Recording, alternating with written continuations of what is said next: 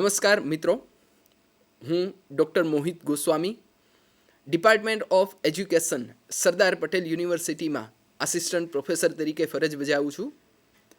IITE દ્વારા અભિયોજિત કાર્યક્રમ શિક્ષાર્થમાં આજનો આપણો વિષય છે વ્યક્તિગત તફાવતો. તો ટોપિક આપણે શરૂ કરીએ.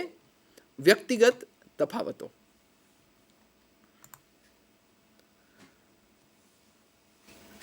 દરેક વ્યક્તિને તેની આગવી ઓળખ, આદર્શો, ગમો, અણગમો, અભિપ્રાયો હોય છે.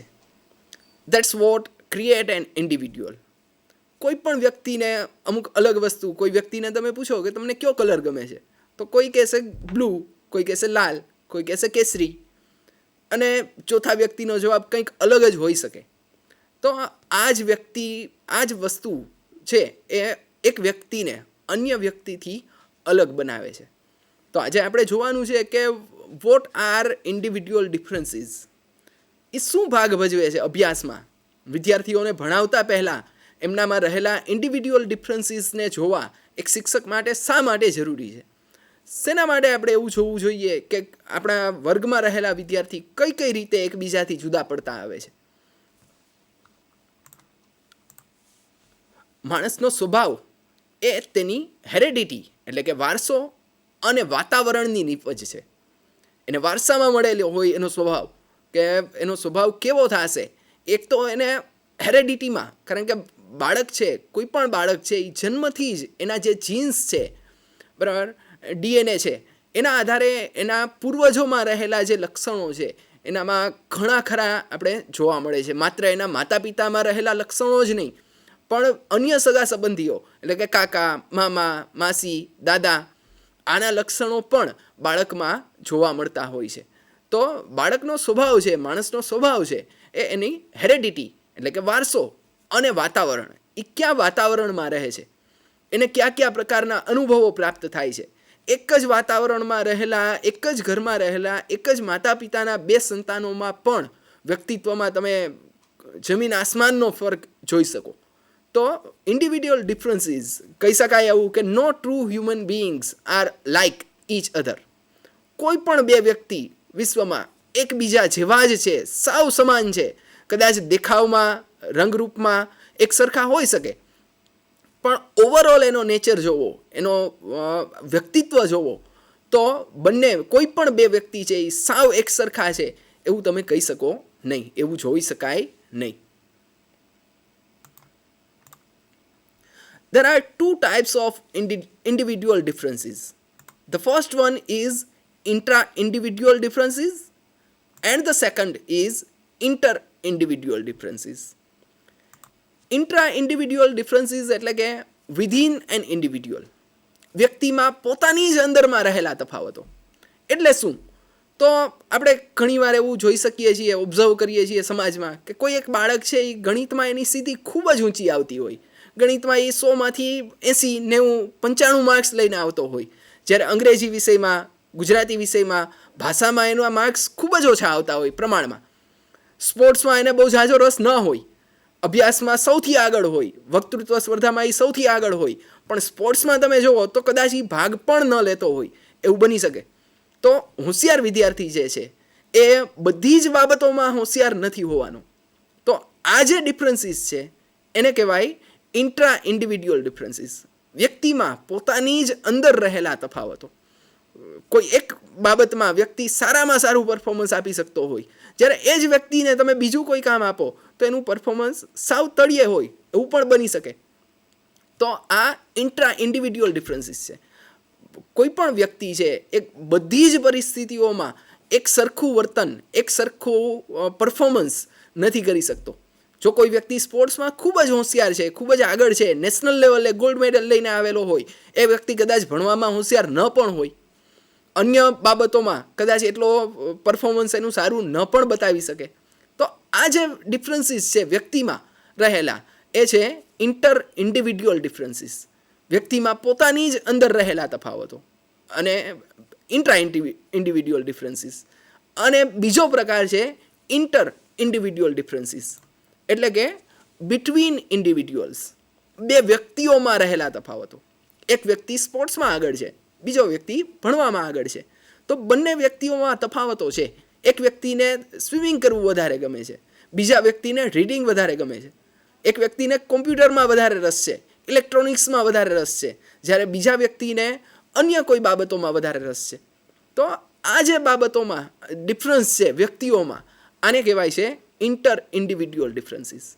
તો આ બધા જ પ્રકારના તફાવતો, ઇન્ડિવિડ્યુઅલ ડિફરન્સીસ, આ આપણી જે લાક્ષણિકતાઓ છે એ એકબીજાને, હ્યુમન બિઈંગ્સને એકબીજાથી અલગ પાડે છે. અને આ જે લાક્ષણિકતાઓ છે એ જ આપણી ઇન્ડિવિડ્યુઅલ ડિફરન્સીસ આ તમે કહી શકો છો.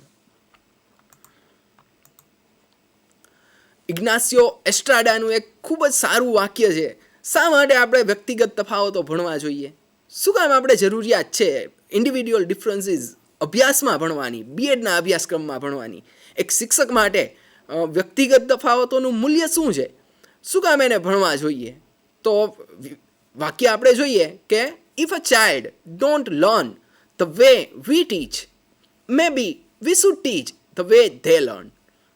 જો કદાચ બાળક આપણે ભણાવીએ છીએ એ રીતે નથી ભણી શકતું, તો એવું પણ બની શકે કે આપણે એ રીતે ભણાવીએ કે જે રીતે એ શીખી શકે. તો બાળકના જે ઇન્ડિવિડ્યુઅલ ડિફરન્સીસ છે, કદાચ એક ક્લાસ છે એ તમારી પદ્ધતિથી શીખી જાય છે, ઓકે, વેલ એન્ડ ગુડ, કંઈ વાંધો નથી. પણ જો બીજો વર્ગ છે એ તમારી પદ્ધતિથી શીખી નથી શકતો, તો એ શિક્ષકની જવાબદારી છે કે એ પદ્ધતિમાં શું ફેરફાર લઈ આવી શકાય. તમારા વર્તનમાં તમે એવો કયો ચેન્જ લઈ આવી શકો કે જેથી કરીને બાળકો છે એ તમને સમજી શકે, તમે જે ભણાવો છો એ એને સમજાઈ જાય. કારણ કે ઓવરઓલ આપણે એન્ડ રિઝલ્ટ જોઈએ તો બધું જ વિદ્યાર્થીઓ માટે છે. અભ્યાસક્રમ છે, પદ્ધતિ છે, ક્લાસની રચના છે, આ બધું વિદ્યાર્થીઓ માટે છે. વિદ્યાર્થી તમારી પદ્ધતિ માટે નથી. એટલે કદાચ જો એને તમારી પદ્ધતિ અનુકૂળ નથી આવતી, તો as a teacher, as a good teacher, આપણી એ જવાબદારી છે કે આપણે એમાં ફેરફાર કરવો જોઈએ. તો એના માટે આપણે વ્યક્તિગત તફાવતો, બાળકોમાં રહેલા ઇન્ડિવિડ્યુઅલ ડિફરન્સીસ છે એ તપાસ કરવાની ખૂબ જ વધારે જરૂરિયાત રહે છે. વ્યાખ્યાઓ આપણે જોઈએ તો સ્કિનરે જે વ્યાખ્યા આપેલી છે એ જોઈએ આપણે કે વ્યક્તિત્વના એવા કોઈ પણ પાસા કે જેનું માપન થઈ શકે તેનો સમાવેશ વ્યક્તિગત તફાવતોમાં થઈ શકે. એવી કોઈ પણ લાક્ષણિકતા કે જેનું માપન થઈ શકે, બરાબર. અને અત્યારના સમયમાં સાયકોલોજિસ્ટ જે છે, બધા મનોવૈજ્ઞાનિકો છે, એને એટલું સારું કામ કરેલું છે કે વ્યક્તિત્વના લગભગ તમામ પાસાઓને માપન કરવા માટેના સાધનો છે એ અત્યારે આપણી પાસે અવેલેબલ છે, બરાબર. આઈક્યુ આપણે માપી શકીએ છીએ, ઇક્યુ માપી શકીએ છીએ. અત્યારનો જે લેટેસ્ટ કન્સેપ્ટ છે હેપીનેસ કોસન્ટ, HQ, આ માપવાની જે ટૂલ છે, ઉપકરણો છે, એ પણ અવેલેબલ છે, બરાબર. તો આવા વ્યક્તિત્વમાં રહેલા તફાવતો કે જેનું માપન થઈ શકે, આ બધાનો સમાવેશ છે એ વ્યક્તિગત તફાવતમાં થાય, બરાબર. જે વસ્તુ આપણે માપી શકીએ કે આ વ્યક્તિમાં સાંવેગિક બુદ્ધિ વધારે છે અને આનામાં ઓછી છે, તો એ વ્યક્તિગત તફાવતનું લક્ષણ થયું. તો બાળકમાં રહેલા એવા કોઈ પણ લક્ષણો કે જેનું વ્યક્તિત્વના એવા કોઈ પણ પાસા કે જેનું માપન થઈ શકે, એનો સમાવેશ છે એ વ્યક્તિગત તફાવતોમાં થઈ શકે છે. ત્યાર પછી ગુડ, CV ગુડ આપેલી જે વ્યાખ્યા છે, ઇન્ડિવિડ્યુઅલ ડિફરન્સીસ સ્ટેન્ડ ફોર, બે વસ્તુ એને કીધેલી છે જે આપણે અગાઉ વ્યાખ્યા જોઈ, બે પ્રકારો જોયા, intra individual differences and inter individual differences. એના પ્રમાણે CV ગુડે વ્યાખ્યાના બે પ્રકાર પાડેલા છે. The first one is the variations or deviations among individuals in regard to a single characteristic or a number of characteristics. બરાબર, કે એવા તમામ વર્તનો કે જે વ્યક્તિને અન્ય વ્યક્તિથી અથવા તો વ્યક્તિને પોતાનાથી અલગ પાડે છે. વ્યક્તિને અન્ય વ્યક્તિથી અલગ પાડે છે એટલે શું, એ તો આપણને બધાને ખબર છે. પણ પોતાનાથી અલગ પાડે છે એટલે શું? તો કોઈ વ્યક્તિ, આપણે અગાઉ જે ચર્ચા કરી એ પ્રમાણે કે ભણવામાં ખૂબ જ હોશિયાર છે, તો એને તમે હાઈલી ટેલેન્ટેડ, હાઈલી ઇન્ટેલેક્ચ્યુઅલ વ્યક્તિ તરીકેની એની લાક્ષણિકતા થઈ. પણ જો એ જ વ્યક્તિને તમે સ્પોર્ટ્સમાં મૂકો તો કદાચ એવું બને કે એ very poor, It can be, the results can be that he will be very poor in his performance in સ્પોર્ટ્સમાં એ ખૂબ જ નબળું પરફોર્મન્સ એનું હોય એવું બની શકે. તો આ વ્યક્તિમાં રહેલા આંતરિક તફાવતો છે અને બે વ્યક્તિઓ વચ્ચે રહેલા તફાવતો, those differences which in that totally distinguish one individual from another, એક વ્યક્તિને અન્ય વ્યક્તિથી જુદા પાડે એવા તમામ લક્ષણો. બરાબર, આ વ્યક્તિગત તફાવતો છે. આપણે સમાજમાં જોઈએ છીએ, એક જ વર્ગમાં તમે જાઓ તો વિદ્યાર્થીઓ કદ, રંગ, રૂપ, આકાર, આ બધી બાબતોમાં એના આઈક્યુ લેવલ, હેપીનેસ કોશન્ટ, બરાબર, ઇક્યુ લેવલ, આ બધી જ બાબતોમાં વિદ્યાર્થીઓ છે એ એકબીજાથી અલગ પડતા જોઈ શકીએ છીએ આપણે. તો આ એમનામાં રહેલા વ્યક્તિગત તફાવતો છે. ઘણી વખત એવું બનતું હોય કે બે વ્યક્તિ છે, એક જ માતા પિતાના બે સંતાનો છે, પણ એને તમારે બંનેને અલગ રીતે ટ્રીટ કરવા પડતા હોય. એક કોઈ અલગ જ રીતે, એક ખીજાવ તો જ માને છે, બીજાને ખીજાવ તો એ સમુકનું ઊંધું કરે છે કામ. બરાબર, તો આ એમનામાં રહેલા ઇન્ડિવિડ્યુઅલ ડિફરન્સીસ છે કે એકને તમારે પ્રેમથી જ સમજાવવું પડશે, એકને તમારે ખીજાઈને જ સમજાવવું પડશે. આવું એક જ માતા પિતાના બે સંતાનોમાં પણ બની શકે. તો આપણી પાસે તો વર્ગમાં 40થી લઈને 60 વિદ્યાર્થીઓ હશે. કેટલા બધા વ્યક્તિગત તફાવતો વર્ગમાં તમને જોવા મળતા હોય. આ બધાને એક જ પ્લેટફોર્મમાં, એક જ રીતે, એક જ પદ્ધતિથી ભણાવવા અને એક સરખું પરિણામ મળે એવી આપણે જો અપેક્ષા રાખતા હોઈએ તો આપણે ઘણી મોટી ભૂલ કરીએ છીએ. એટલા માટે અભ્યાસમાં વ્યક્તિગત તફાવતોનું મહત્ત્વ ખૂબ રહેલું છે. એક શિક્ષકે, એક આદર્શ શિક્ષકે જો સારી રીતે કામ કરવું હોય તો વ્યક્તિમાં, પોતાના વર્ગમાં રહેલા વિદ્યાર્થીઓમાં રહેલા આવા વ્યક્તિગત તફાવતોના આધારે એના લક્ષણો જેમ જુદા પડતા હોય, આપણે ઘણી બધી સ્કૂલોમાં જોઈએ છીએ, મેથ્સ ક્લબ હોય, સાયન્સ ક્લબ હોય, ફિઝિકલ હેલ્થ ક્લબ હોય, બરાબર, રીડિંગ ક્લબ હોય, કોમ્પ્યુટર ક્લબ હોય, બરાબર, કે જેથી કરીને વિદ્યાર્થી પોતાના જે ડિફરન્સીસ છે, પોતાની જે લાક્ષણિકતાઓ છે એના આધારે પોતાને રસનો વિષય છે એ પસંદ કરી શકે અને એમાં એ વધારે સારું પરફોર્મન્સ મેળવી શકે, જેને લીધે એના સેલ્ફ એસ્ટીમ પણ હાઈ મોરલ એનામાં ડેવલપ થાય, એનો આત્મવિશ્વાસ વધે. આ પ્રમાણેના કાર્યો છે એ થાય વર્ગમાં. આના માટે સતત એક શિક્ષકે પ્રયત્નશીલ રહેવું જોઈએ. વ્યક્તિગત ભિન્નતા એટલે વ્યક્તિની પોતાના બે લક્ષણોમાં ભિન્નતા, તેમજ એક લક્ષણની બાબતમાં બે વ્યક્તિઓમાં ભિન્નતા. NS દોંગાએ આપેલી વ્યાખ્યા અનુસાર વ્યક્તિગત ભિન્નતા એટલે વ્યક્તિની પોતાના બે લક્ષણોમાં ભિન્નતા. કોઈ એક બાબતમાં વ્યક્તિ હોશિયાર છે, બીજામાં નબળો છે, આ વસ્તુ. અને એક લક્ષણની બાબતમાં બે વ્યક્તિઓમાં ભિન્નતા.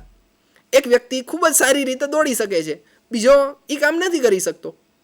બરાબર, તો આપણે જ્યારે વર્ગમાં જ્યારે પ્રોજેક્ટ્સ આપતા હોય, કોઈ કાર્ય આપતા હોય, ત્યારે જનરલી આ વસ્તુને ખૂબ જ સારી રીતે ધ્યાન રાખતા હોઈએ છીએ કે કયા વિદ્યાર્થીને કયા પ્રકારનું કામ આપવું. મેનેજમેન્ટ તમે જુઓ તો મેનેજમેન્ટની આ લાક્ષણિકતા છે. એક સારો મેનેજર છે એને પોતાના સ્ટાફની, પોતાના કર્મચારીઓની આવી બધી લાક્ષણિકતાઓ બહુ સારી રીતે ખબર હોય છે. એને ખબર છે કે કયા વ્યક્તિને કયું કામ સોંપવાનું છે, કયો વ્યક્તિ એનું બેસ્ટ પરફોર્મન્સ કયા કાર્યમાં આપી શકશે. તો એવું જ મેનેજમેન્ટનું કામ એક શિક્ષકે પોતાના વર્ગમાં કરવું જોઈએ કે એને ખબર હોવી જોઈએ કે કયા વિદ્યાર્થીને હું કયું કામ આપીશ તો એ સારામાં સારું પરફોર્મન્સ આપી શકશે. કોઈ એક સ્પર્ધા છે, એમાં કોઈ વ્યક્તિ, કોઈ વિદ્યાર્થીને બહાર તમારે મોકલવાના છે, તો કયા વિદ્યાર્થી માટે આ કાર્ય સારામાં સારી રીતે કરી શકે એવી ક્ષમતા છે. એનામાં ઇન્ડિવિડ્યુઅલ ડિફરન્સીસ, વ્યક્તિગત તફાવતો જે રહેલા છે એના આધારે તમારે એનું વર્ગીકરણ કરીને એને કાર્યોની સોંપણી એના પ્રમાણે કરવી જોઈએ. હવે આપણે જોઈએ વ્યક્તિગત તફાવતોના ક્ષેત્રો. કયા કયા પ્રકારના વ્યક્તિગત તફાવતો આપણે વિદ્યાર્થીઓમાં, લોકોમાં, માણસોમાં, સમાજમાં જોઈ શકીએ છીએ.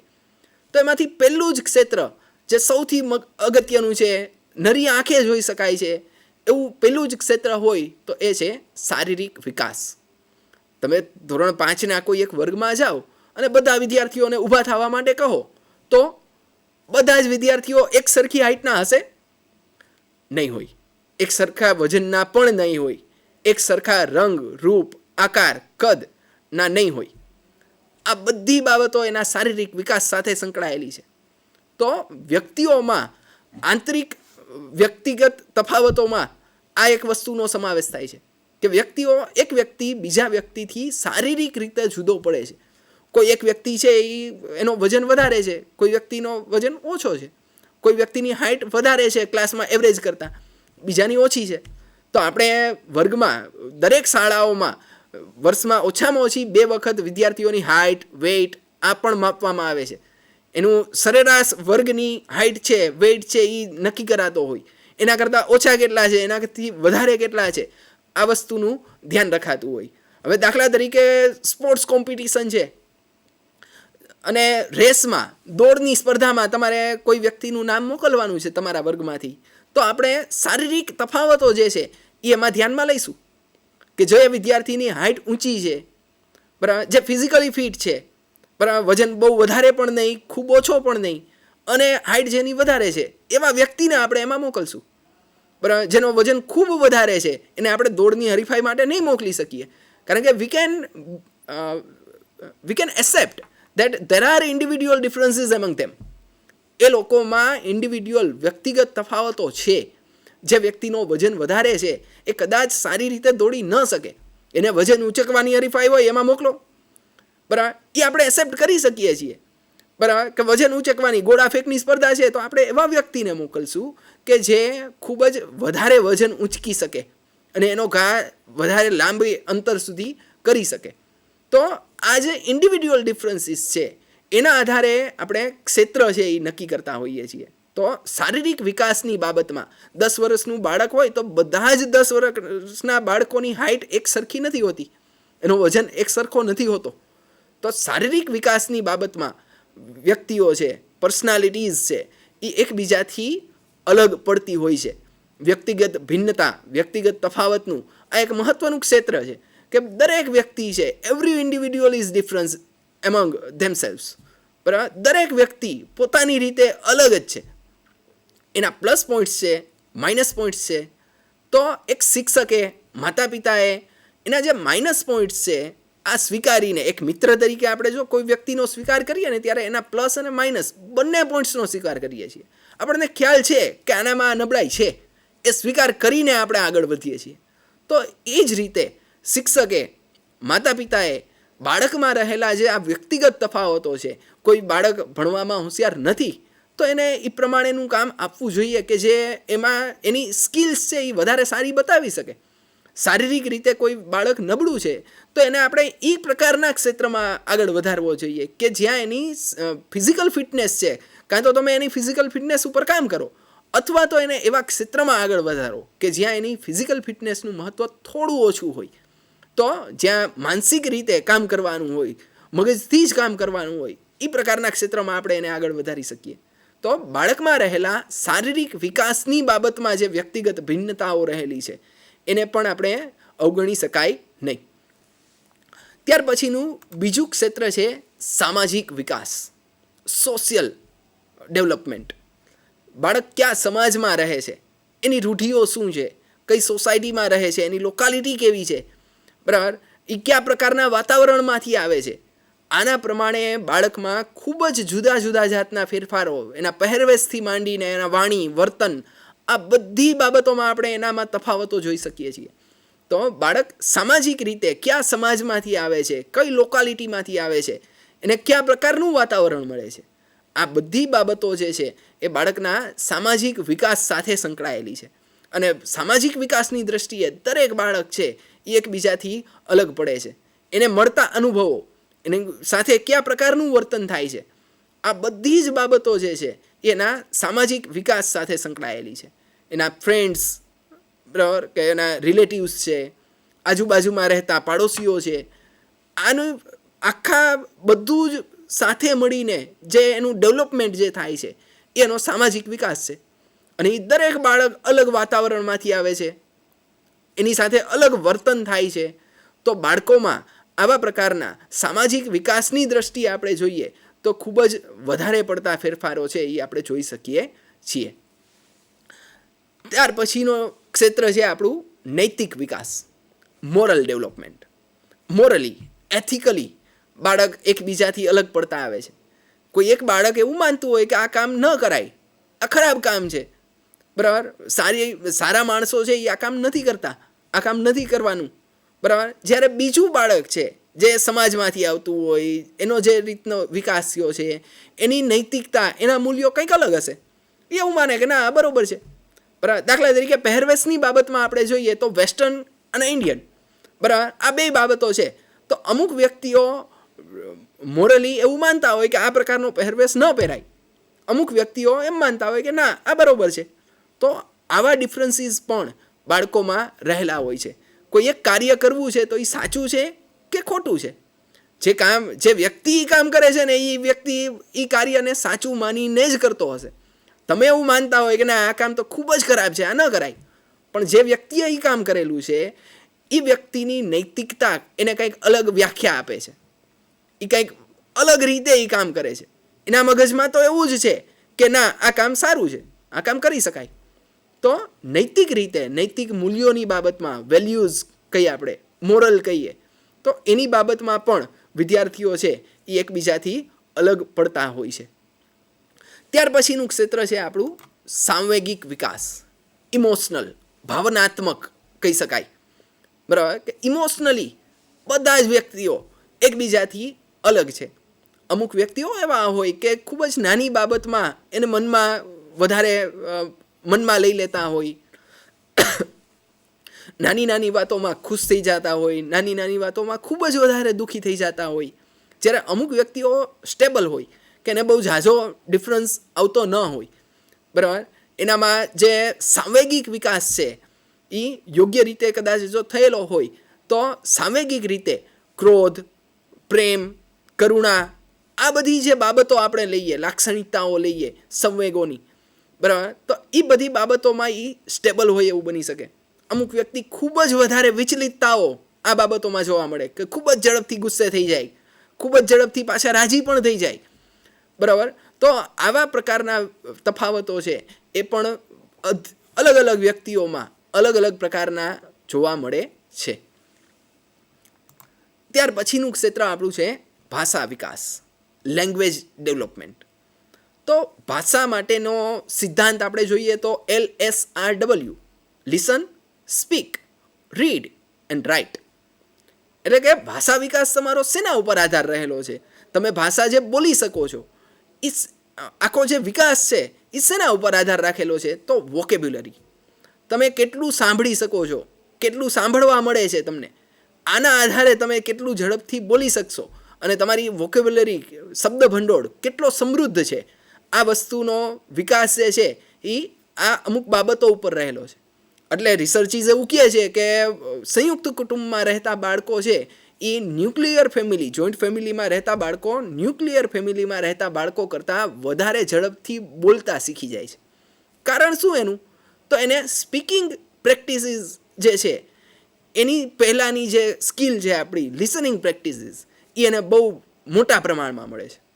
3 વ્યક્તિઓ જ ઘરમાં રહેતા હોય, ફાધર છે એ કામ માટે બહાર હોય, મધર છે એ ઘરકામમાં રોકાયેલા હોય, બાળક એકલું હોય, એની સાથે વાત કરવાવાળું કોઈ ન હોય, તો એનામાં ભાષાનો વિકાસ જે છે એ એટલો ઝડપથી નહીં થઈ શકે. એનામાં શબ્દ ભંડોળ કયું આવશે? જે પ્રકારના શબ્દો એ સાંભળે છે એ શબ્દોને જ, એ શબ્દ ભંડોળને જ એ એનું સર્વસ્વ માનશે. અને આ શબ્દોનો ઉપયોગ પણ એ પોતાએ જે સાંભળેલા શબ્દો છે એમાંથી જ કરવાનો છે. તો દરેક વ્યક્તિએ સાંભળેલી વોકેબ્યુલરી છે એ અલગ અલગ હોવાની.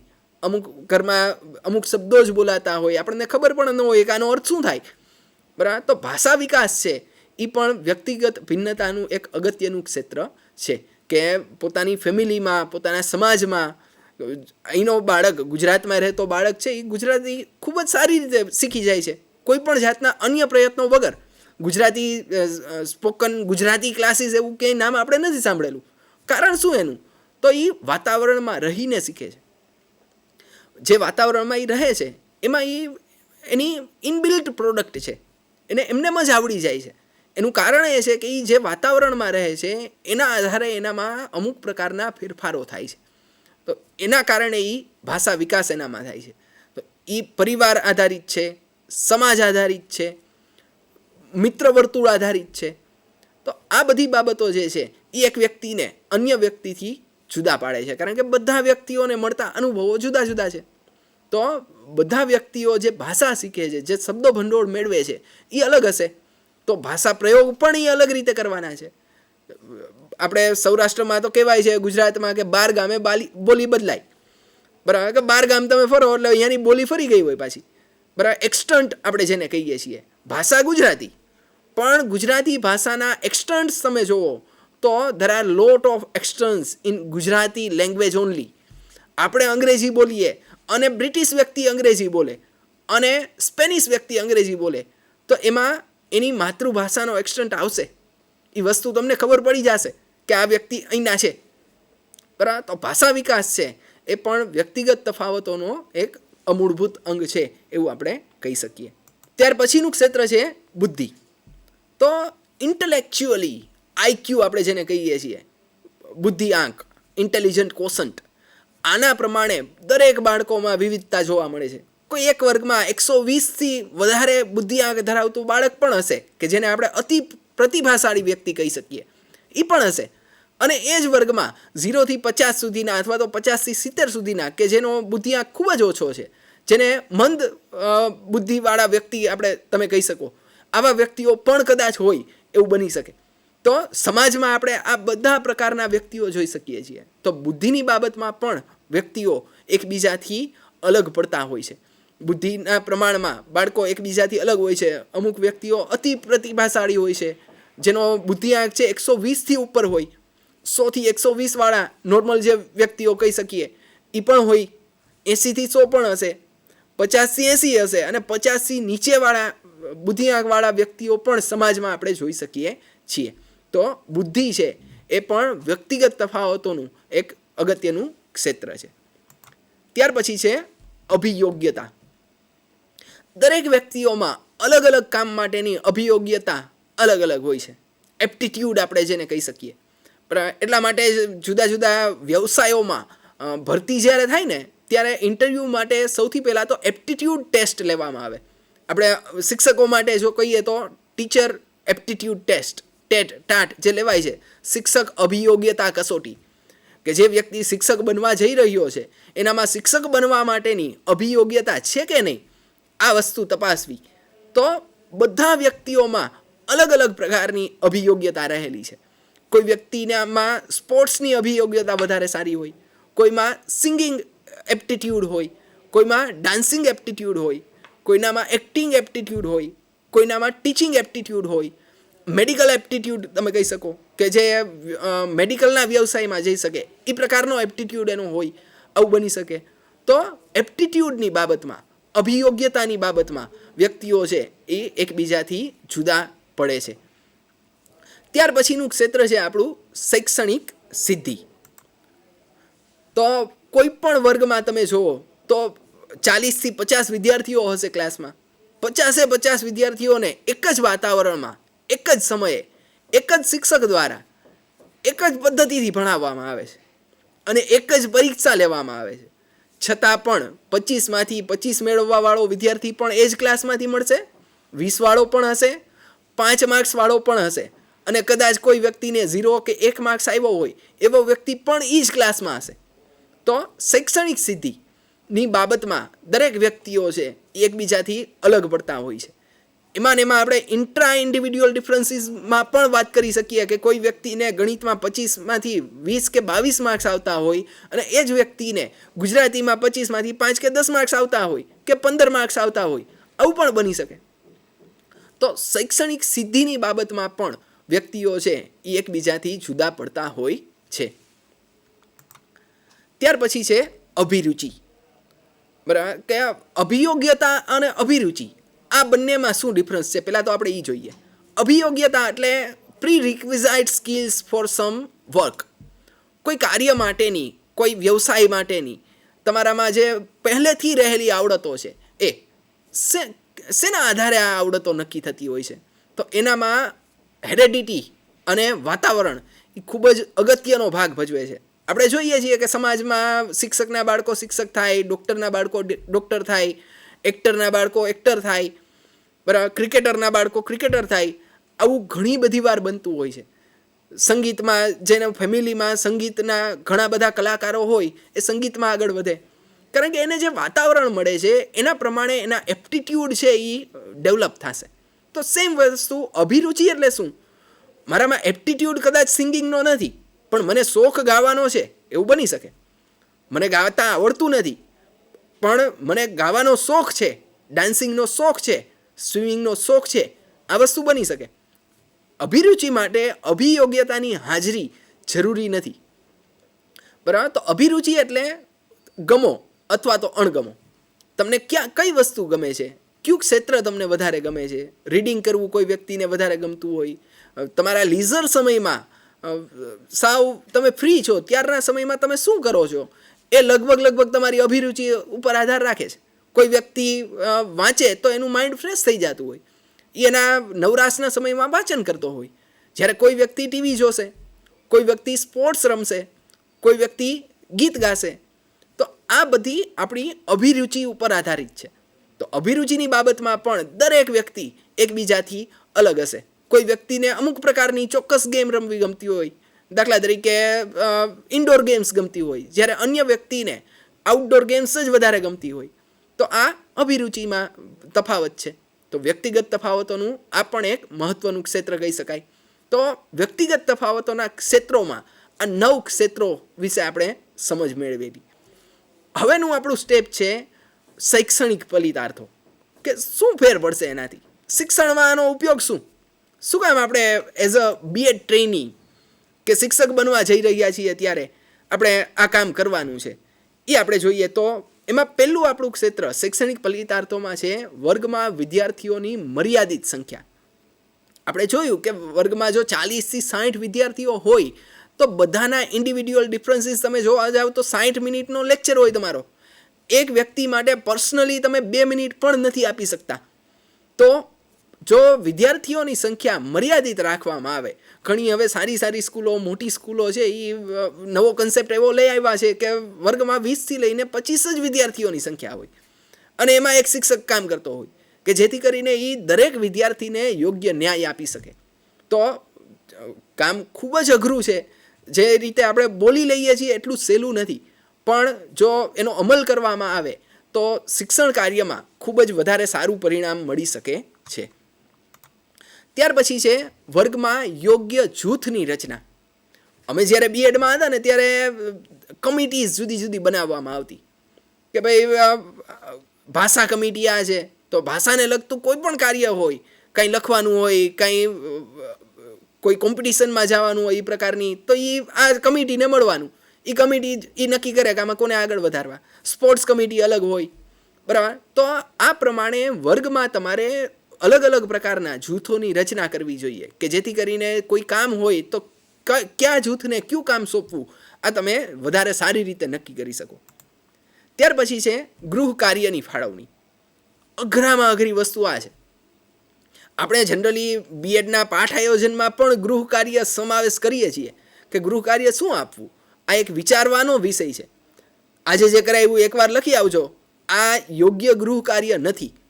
તો ગૃહ કાર્ય માટે પણ ઇન્ડિવિડ્યુઅલ ડિફરન્સીસ જોઈ શકાય, કે વ્યક્તિમાં રહેલા આંતરિક તફાવતો જે છે, વ્યક્તિગત તફાવતો છે, એના આધારે કોઈ એક ગ્રુપને એક પ્રકારનું જ વર્ક આપો, તમે બીજા ગ્રુપને અલગ પ્રકારનું વર્ક આપો.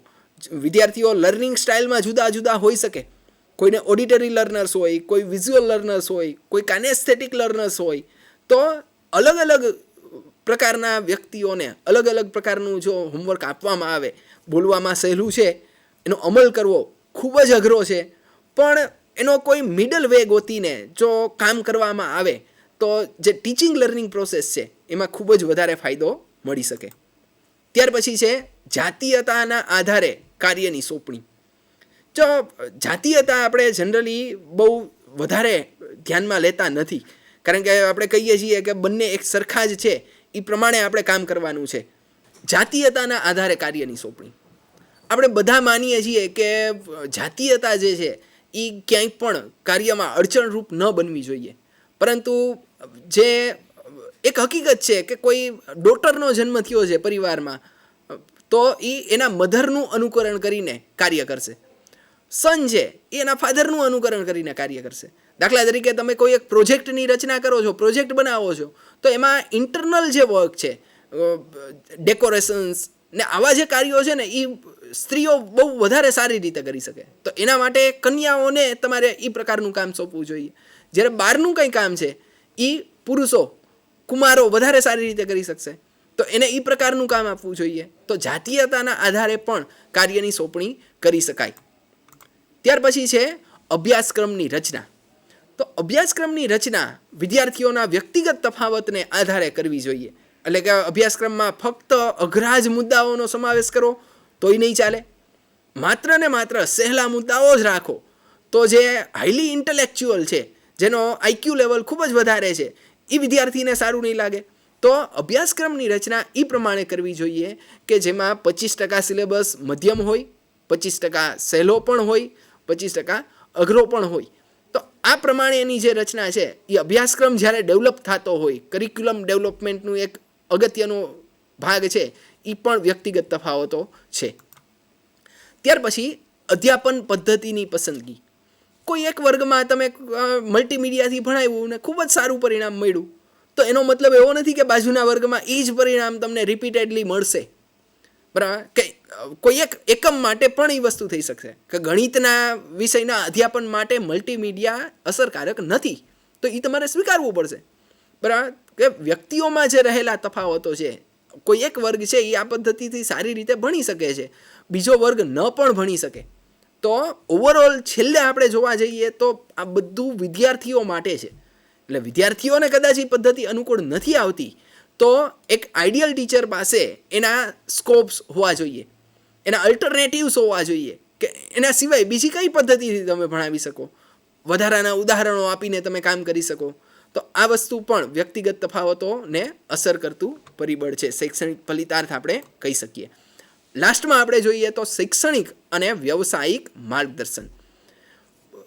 તમામ વ્યક્તિઓને અલગ વિષયમાં રસ હોય છે, અલગ વ્યવસાયમાં રસ હોય છે, પણ જનરલી આપણે એવું જોતા હોઈએ છીએ, ઓબ્ઝર્વ કરતા હોઈએ છીએ એઝ અ ટીચર, કે વિદ્યાર્થીઓ પોતાના મિત્રો અને પોતાના પરિવારમાં જે વિષય ઉપર વધારે આગળ વધ્યા છે વ્યક્તિઓ, એ ફિલ્ડ એમનેમ જ પસંદ કરતા હોઈએ છીએ. તો અહીંયા માર્ગદર્શન તરીકે તમે એનું એવું કહી શકો કે ભલે ભાઈ તારો મિત્ર છે, પાકો મિત્ર છે, એ આ ક્ષેત્રમાં જાય છે, પણ તારી એબિલિટીઝ કંઈક અલગ છે, તારા એપ્ટિટ્યૂડ્સ અલગ છે, બરાબર? તારે આ ક્ષેત્રમાં આગળ વધવું જોઈએ. તારો વ્યવસાય છે એ આ જો વ્યવસાયમાં તું આગળ વધ તો તું સારામાં સારું પરફોર્મન્સ આપી શકીશ. તો આ પ્રમાણેના ડિફરન્સીસ છે એ દરેક વ્યક્તિઓમાં રહેલા હોય છે. તો એઝ અ ટીચર આપણે વ્યક્તિગત તફાવતો છે એને ધ્યાનમાં લઈને વ્યક્તિઓને, વિદ્યાર્થીઓને અલગ અલગ જાતનું એની ક્ષમતા પ્રમાણેનું માર્ગદર્શન આપી શકીએ, એના પ્રમાણે ટીચિંગ લર્નિંગ મેથડ્સ નક્કી કરી શકીએ, એના પ્રમાણેના આપણે એના મટીરિયલ્સનો ઉપયોગ કરીએ તો શિક્ષણ કાર્યમાં ખૂબ જ સારા એવા પરિણામો મેળવી શકાય. આભાર.